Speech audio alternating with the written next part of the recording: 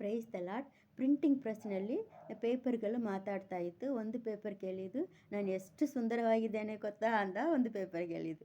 ಇನ್ನೊಂದು ಪೇಪರ್ಗೆ ಹೇಳಿದ್ದು, ನಾನು ತುಂಬ ಕಲರ್ಫುಲ್ ಆಗಿದ್ದೇನೆ ಅಂದ ಇನ್ನೊಂದು ಪೇಪರ್ಗೆ ಹೇಳಿದ್ದು.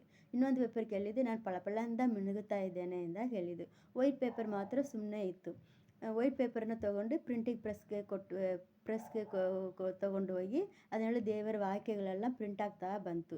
ಆವಾಗಲೇ ವೈಟ್ ಪೇಪರ್ಗೆ ಹೇಳಿದ್ದು, ನಾನು ಈಗ ನೂತನ ಸೃಷ್ಟಿ ಆಗಿಬಿಟ್ಟಿದ್ದೇನೆ ಅಂತ ವೈಟ್ ಪೇಪರ್ಗೆ ಹೇಳಿದ್ದು. ಹೌದಾ, ಹೇಗೆ ಅಂತ ಕೇಳಿದ್ದಕ್ಕೆ ಆ ವೈಟ್ ಪೇಪರ್ಗೆ ಹೇಳಿದ್ದು, 2 ಕೊರಿಂಥಿಯನ್ಸ್ 5:17 ಹೀಗೆ ಕೇಳ್ತಾ ಇದೆ, ಯಾವನು ಕ್ರಿಸ್ತನಲ್ಲಿದ್ದಾನೋ ಅವನು ನೂತನ ಸೃಷ್ಟಿ ಆಗಿಬಿಟ್ಟಿದ್ದಾನೆ ಅಂತ ವೈಟ್ ಪೇಪರ್ಗೆ ಹೇಳಿತ್ತು.